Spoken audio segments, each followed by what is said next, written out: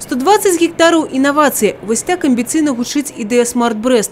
У центрі уваги – індустріальна зона, яку самі автори називають як «Терра інкогніта». Так звані зони операджального розвиття, а менавіта яе планують створити у брестському масштабі, є у Росії, Казахстані і Китаї.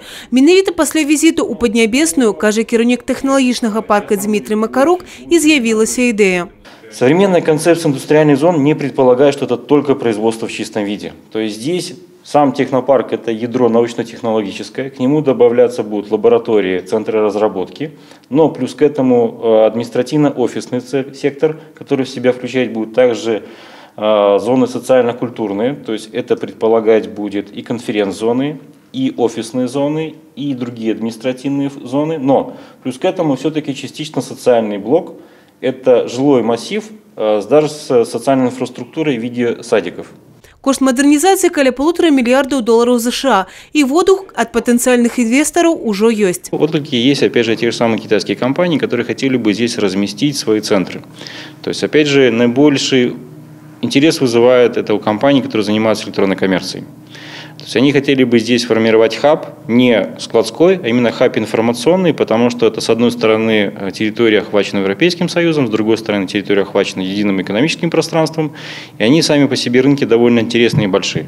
Інноваційна зона може стати витворчою пляцовкою і для резидентів технопарка, які переодолюють узровень стартапів і почнуть поширатися. Проект связан с робототехникой. Это тоже, в принципе, наверное, будет первое такое внедренческое предприятие в Республике Беларусь, которое занимается. То есть у нас действительно формируются уже не просто сервисные компании, это там сфера IT, это формируются компании, как их называют хардовые. То есть компании, занимающиеся производством. Один из проектов – это проект, связанный с организацией производства композитных насосов. То есть такого производства на территории Беларуси нет пока вообще. Але не тільки інвестори у силах поштовхнути реалізацію проєкту. Справа так само у юридичних і законодавчих аспектах. Так, прикладом сприяльного асяроддзя може виступити парк високих технологій «Великий камень», особлива економічна зона. Представники улады згаджаються, проєкт для Бреста цікавий і, що головне, перспективний. Для области это интересно, потому что за инновациями будущее.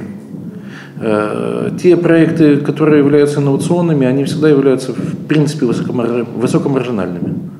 То есть проектами с высокой добавленной стоимостью. Магчыма, уже хутка Брест атрымае прыстаўку «Смарт» і статус аднаго з інавацыйных лідараў краіны.